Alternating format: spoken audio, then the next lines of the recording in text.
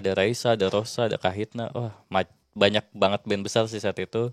Terus juga pertama kalinya kita bikin dari satu hari jadi 2 hari, dari satu panggung jadi dua panggung. Nah, pas kemarin di Jakarta, yang biasa kita 2 hari jadi 3 hari, yang tadinya cuma dua panggung jadi 4 panggung, ya itu semangatnya sama kayak waktu 2019 gitu. Jadi eh tahun 2019 sama 2024 itu sih menurutku yang paling berkesan ya ngerjainnya.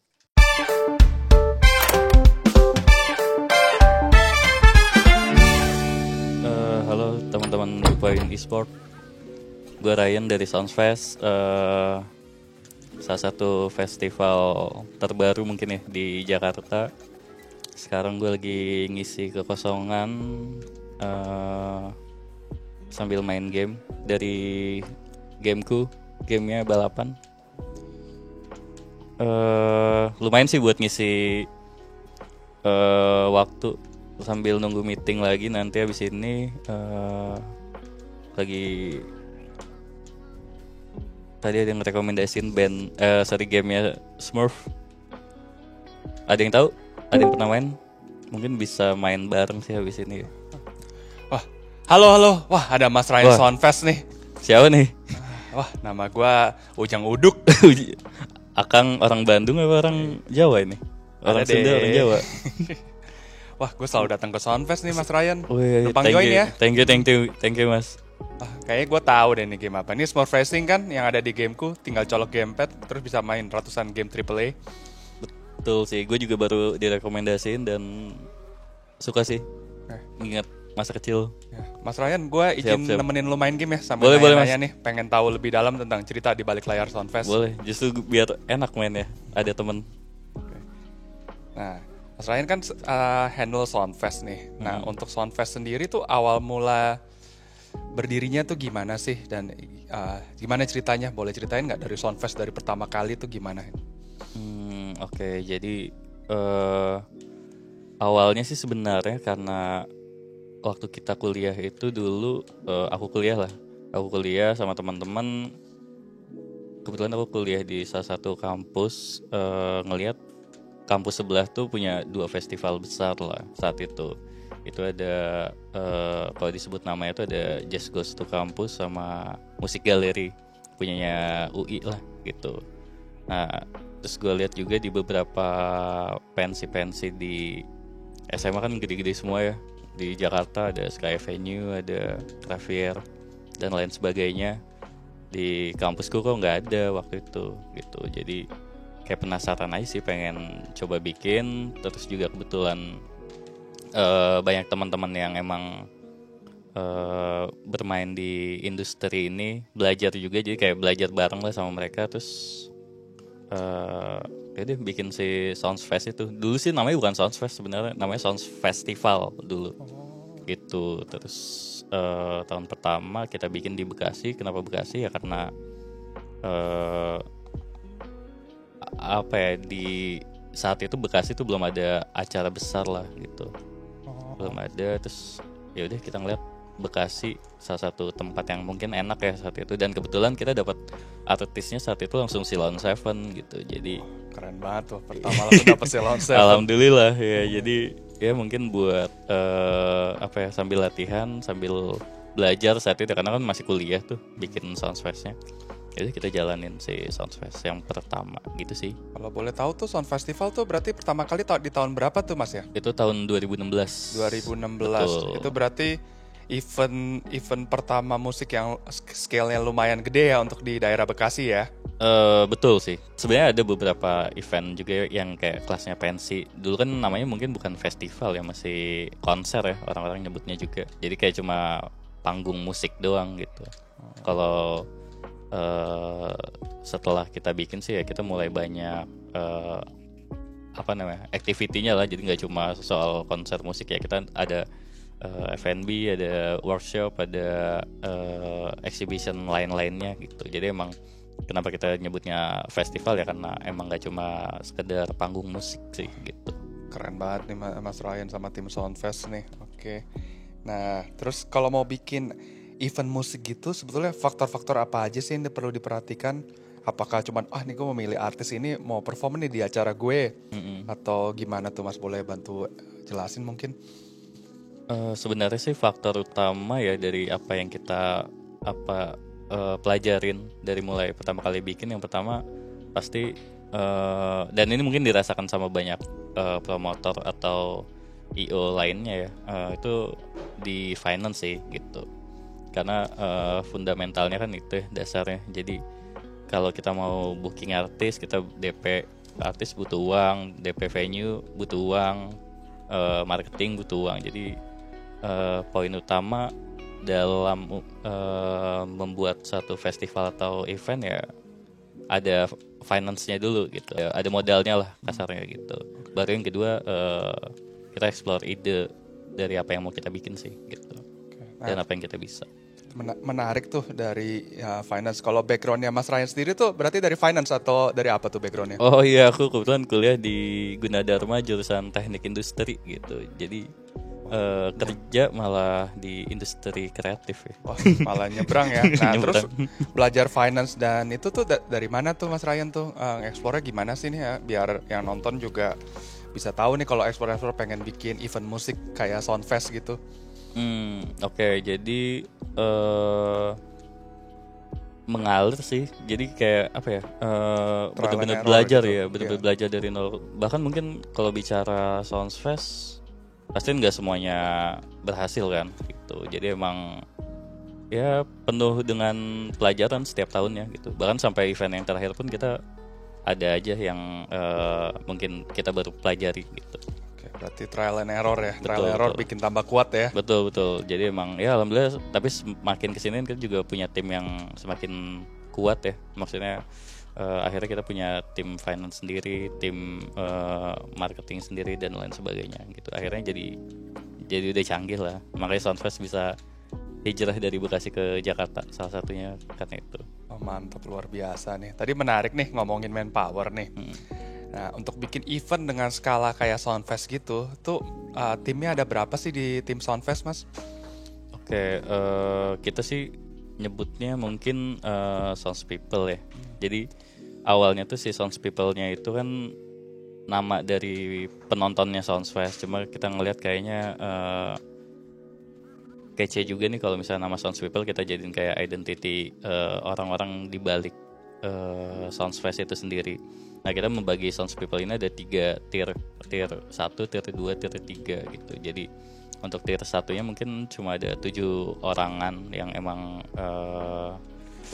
segala-galanya lah gitu. Segala-galanya tahu untuk dapurnya si Soundfest. Lalu tier 2-nya itu ada sekitar 15 orangan. Ya, maksudnya total ya, dari 7 jadi 15. Nah, untuk tier 3-nya ya kita sebut Sounds People garis kerasnya itu mungkin kita bisa ratusan orang sih. Member kita soalnya lumayan banyak ya. Luar biasa gitu. Nih. Jadi dimulai dari, berarti boleh dikatakan mulai dari skala kecil bertumbuh terus. Sekarang Sounds People makin lama makin besar ya. Sekarang udah di atas 100 berarti ya? Iya, di atas 100. Karena kan untuk bikin satu festival kayak Jakarta kemarin aja kita mungkin bisa di atas 500 orang sebenarnya. Keren banget nih timnya dari itu ceritanya. Nah, ada pengalaman gak sih nih? Tadi kan banyak cerita tentang trial and error nih. Pengalaman udah persiapan event musik, capek-capek, terprepare, tapi endingnya zong gitu. Ada nggak pengalaman kayak gitu? Ada yang bisa di-share nggak ke kita nih? Oh, pasti ada sih. Karena balik lagi untuk bikin satu festival atau event pasti nggak semuanya untung. Tapi yang paling zong ya mungkin tahun pertama ya, karena kan pure benar-benar kita belajar ya. Kita baru pertama kali lah bikin festival saat itu di Bekasi, dan di saat itu kan promosi nggak semudah sekarang. Sekarang kan ada Instagram, kita bisa ads, bisa ada banyak media partner, audiens yang nerima iklan kita kan lebih mudah ya. Kalau dulu kan kita harus door to door, harus mungkin setiap minggu itu kita Car Free Day-an cuma buat nyebar flyer, terus kita ke tempat-tempat keramaian ya untuk promosiin si Soundfest gitu. Dan dulu kan zamannya masih flyer ya, secara produksi kan lebih mahal tuh. karena kita harus produksi dan mencetak. Sedangkan kalau sekarang kan digital lah semuanya. iya digital semua, lebih murah. Jadi ya walaupun kita bawa band besar saat itu, tapi kan tetap aja ya ada ternyata biaya-biaya yang akhirnya kita baru tahu kalau ini harus disiapin, ini disiapin gitu sih.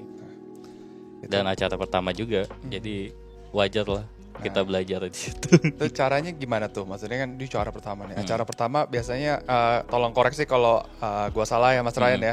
Ini biasanya kan kalau di acara pertama malah paling semangatnya nih. Oh ayo Betul. bikin ini. Kita gini terus udah selesai. Oh ternyata zong nih. Maksudnya nggak sesuai ekspektasi.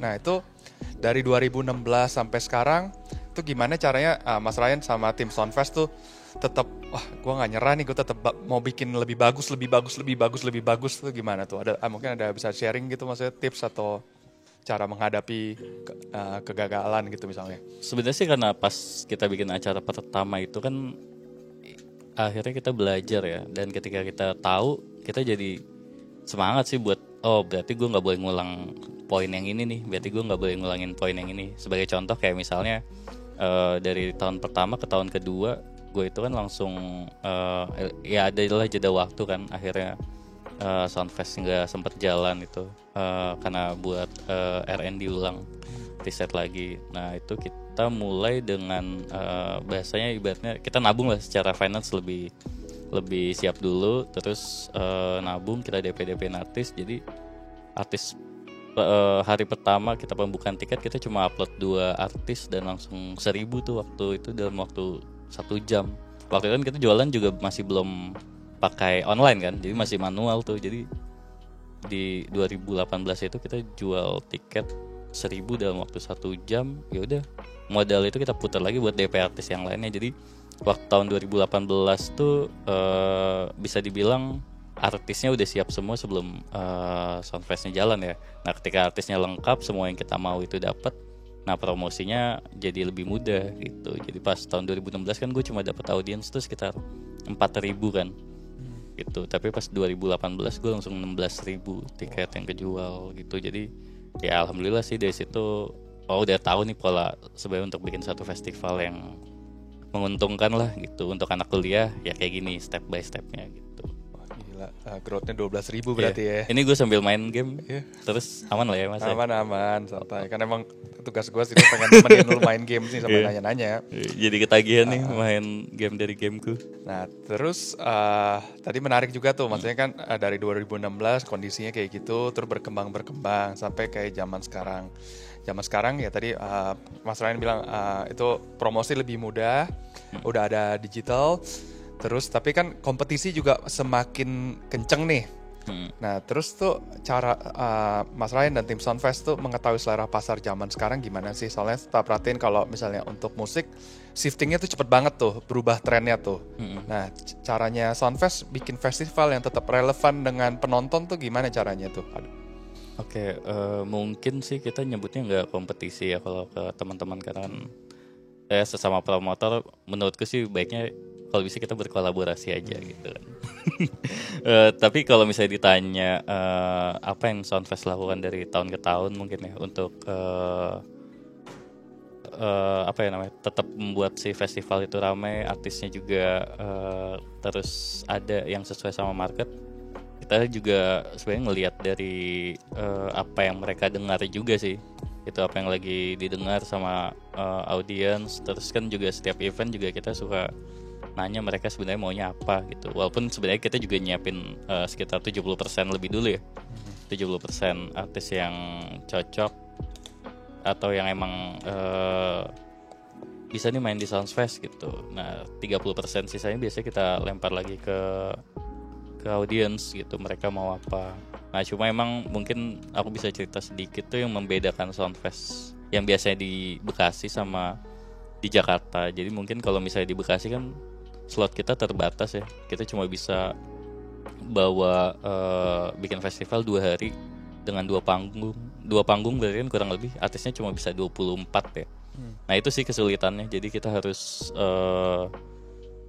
apa ya namanya, memilih supaya 24-nya ini nggak bikin bosen gitu. Sedangkan ketika kita ke Jakarta kita punya 3 hari 4 panggung, kurang lebih kemarin tuh kita ada 70 penampil ya, kita nggak pusing ngambil artisnya sih gitu. Jadi semua yang mereka mau ya semuanya ada di Soundfest kemarin gitu. Cuma emang mungkin kemarin yang kendalanya kita nggak dapet ya karena beberapa band akhirnya ngambil atau membuat konser tunggal kan gitu. Jadi ada sekitar 5 band yang sebenarnya ada di list kita, cuma mereka lagi kebetulan konser tunggal gitu. Jadi ya udahlah, alhamdulillah sih dengan line up yang ada pun si Soundfest untuk hijrah ke Jakartanya juga direspon dengan sangat baik. Keren, Gitu. keren. Menarik sih itu. Berarti effort paling gede adalah bagaimana dengan jumlah artis yang dimiliki untuk festival Soundfest yang akan perform, bagaimana cara mengkurasinya berarti ya. Betul. Oke, nah ini relate sama pertanyaan aku berikutnya nih. Kalau untuk kurasi atau memilih artis untuk perform di Soundfest, itu ada kriterianya nggak sih atau gimana tuh cara milih artisnya tuh? Oke, kita sih biasanya terbagi menjadi 3-4 ya kriteria. Itu yang pertama yang emang lagi menjadi headliners atau yang lagi didengerin. Kayak misalnya mungkin tahun ini kalau kita sebut mungkin ada Hindia, ada Juicy Lucy, ada Bernadia gitu. Artis-artis yang emang lagi banyak didengerin. Terus kita juga naruh band-band atau nama besar lainnya kayak misalnya Raisa, Tulus yang apa ya, yang marketnya udah jelas rame ya, fansnya gitu banyak ya. garis keras gitu. Terus kita juga biasanya tiap tahun tuh ada yang nostalgiaan kayak Kahitna, Krisdayanti, Vina Panduwinata, Ebit GAD gitu. Terus yang terakhir ini sih band-band baru biasanya kita tetap ngasih slot gitu. Kayak mungkin kalau kemarin di Jakarta itu kita lumayan banyak kan, ada The Jeblogs, The Kicks yang nggak pernah main di Soundfest yang baru main. Terus macam-macam lah, kemarin banyak banget sih, ada 70 band, mungkin sekitar 10-15-nya band baru juga gitu. Jadi kita lumayan mengakomodir kemarin. Boleh, maksudnya yang bisa dibuktikan, maksudnya untuk kan kita kan maksudnya tadi emang bikin event kan maksudnya ya emang untuk komersial ya maksudnya, tapi bisa melengkapi semua kalangan gitu lah. Betul. Ya. Bahkan kalau di Soundfest kemarin Jakarta ada lintas genre lagi kan. Kita ada band-band daerah yang membawakan lagu-lagu daerah. Kita ada Trio Ambisi, ada Denny Caknan. Terus ada DJ set juga yang selama ini kan di Bekasi nggak pernah kita pakai itu yang kayak gitu. Karena emang ini ya keterbatasan panggungnya juga gitu. Nah, dari semua event Soundfest yang udah pernah jalan nih semuanya dari 2016 sampai sekarang, mana sih yang paling berkesan dan kenapa? Oke, menurutku sih yang paling berkesan itu tahun 2019 ya, sama yang terakhir di Jakarta sih. Karena kalau 2019 itu tahun terakhir kuliah, jadi ngerjainnya masih semangat anak kuliahan, dan alhamdulillah responnya bagus banget saat itu. Di saat itu juga kita bawa banyak band besar kayak Ceylon Seven, Glenn Fredly itu di Bekasi pertama kali. Terus juga ada Raisa, ada Rosa, ada Kahitna. Banyak banget band besar sih saat itu.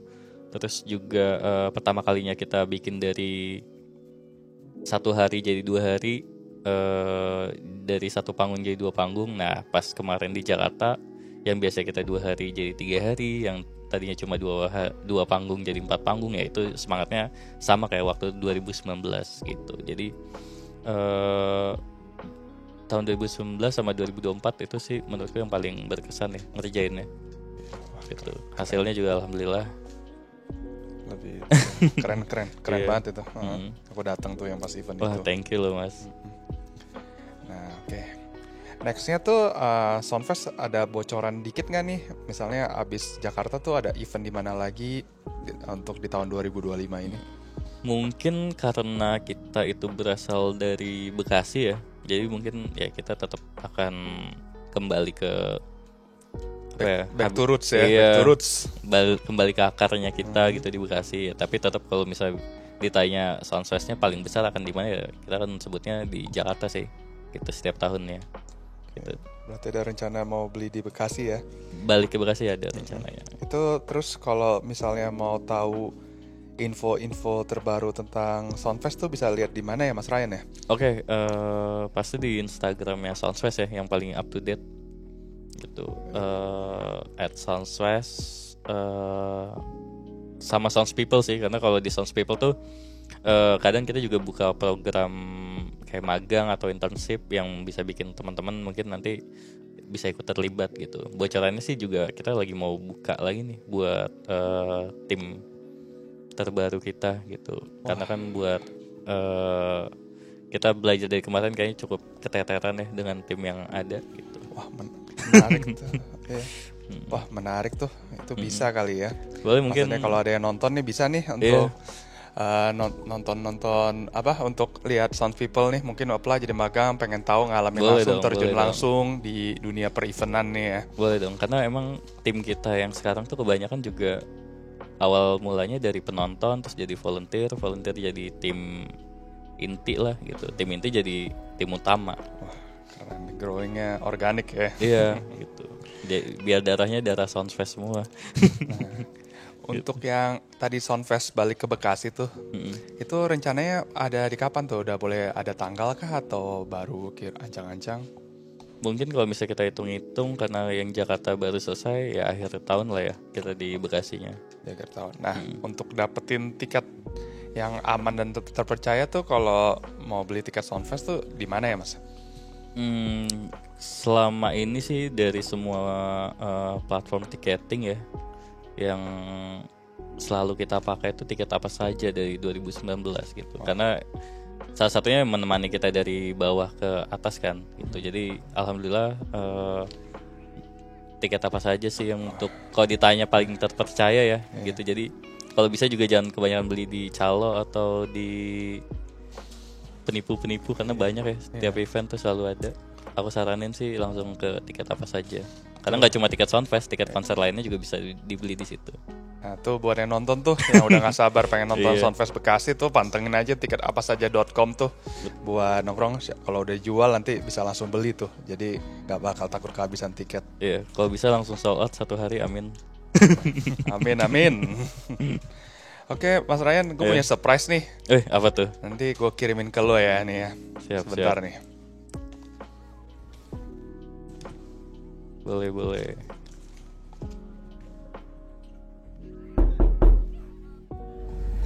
Wih, Abang Ojol. Siap. Apa nih? Dibuka langsung. Siap, makasih ya Bang ya. Gede banget. Ini bola ini nanti misteri apa paketnya? Oke. Coba kita buka kali ya.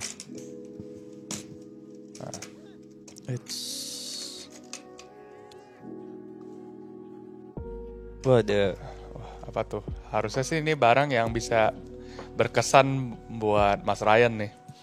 Foto kampus.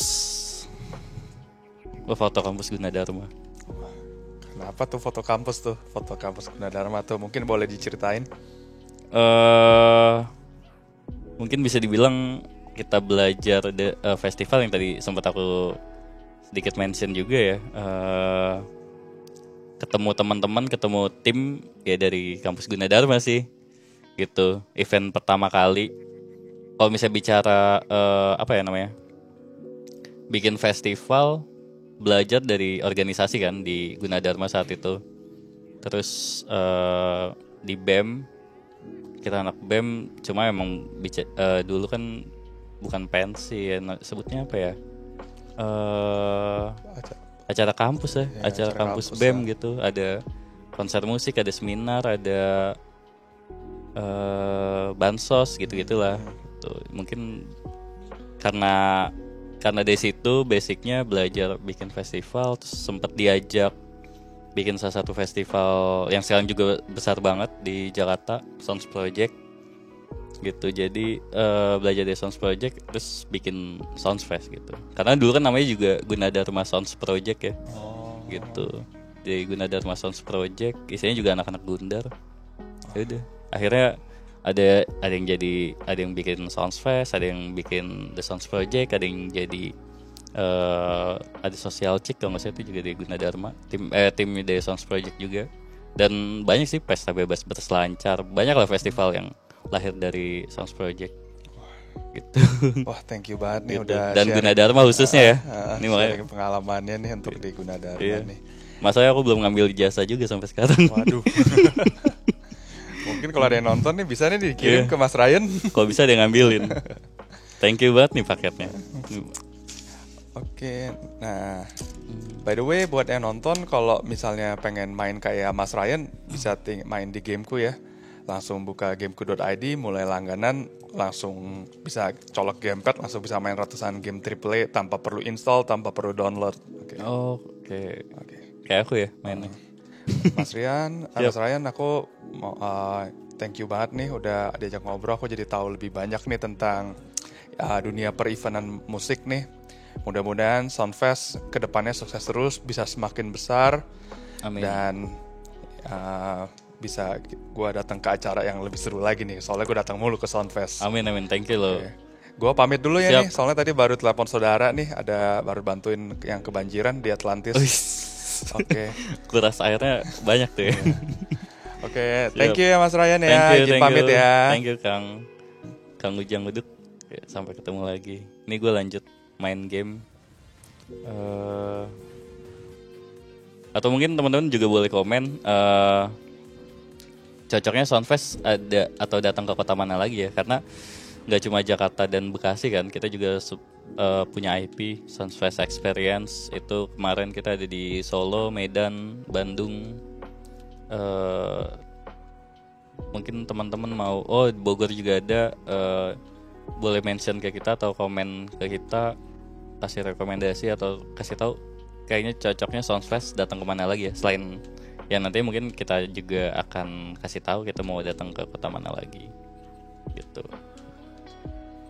Dan follow sosmednya Soundfest @Soundfest dan Soundspeople gitu. Jadi kalau misalnya teman-teman juga tadi mau atau tertarik buat gabung di tim kita, boleh diikuti, nanti akan ada informasi lebih lanjut sih di akunnya Soundfest dan Soundspeople.